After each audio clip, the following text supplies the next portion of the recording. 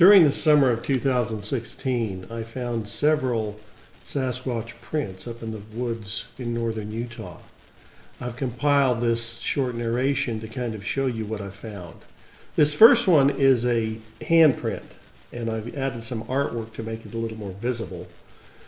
This was a little lower in elevation than what I was finding most of the prints that you're going to find here, probably around 5,000 feet. I only found evidence of Sasquatch for about a week before they disappeared from this area and didn't come back. This is a footprint in the same general area. You can see the heel and the sides of the footprint pretty well. It's about 15 to 16 inches long. Again, I've added some artwork to make it a little more visible. This was only about a half a mile from the handprint, and on the same day that I found the handprint.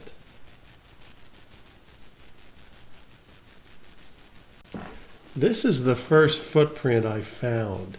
It's about 20 inches long and very narrow, so somewhat unusual. I've added some artwork, which is not the best, but hey, those are the skills I got. Anyway, it was located in an area where a lot of trees and that had been moved around, and I went back frequently. And soon after this, by about August, all of this activity ended. Here's a print from a very large individual. It's very deep, very wide, approximately 16 to 17 inches long. I've added some artwork here. It was located next to a wigwam structure that I'm showing in another video. This is very interesting. It's also not very far from some water in an area that I saw more activity than probably any other. Here's my grandson, Ender. He can't believe I'm spending all this time on this Sasquatch nonsense and not spending more time playing with him. And here's what I find most of the time. Disturbances that may or may not be tracks, probably are tracks, but are not really clear enough to be definitive. I would say I find 30 or 40 of these for every clear track.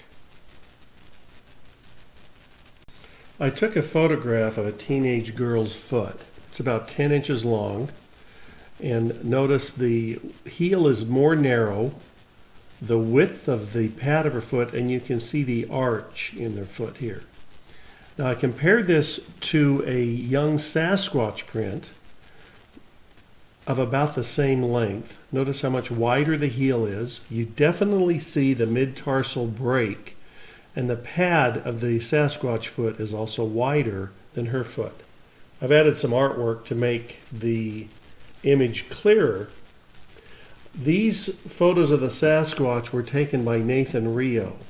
I have not been able to reach him to get permission on this. If he has any objections to this, I will certainly remove his photographs, though his photographs have not been copyrighted from what I've seen. Anyway, this is interesting and a very nice comparison. Now, at the end here, I've also added a couple of footprints that Nathan Rio has photographed and put in his videos. And you notice they're clearer than a few that I've got. Well, he's done a lot more of this than I have, so what can I say? So this is a little compilation. I've got one last view of a photograph from earlier in the video. But this is something that anybody who gets out in the woods and wants to walk for 20 or 30 days during the summer should be able to find, at least in the forests of northern Utah.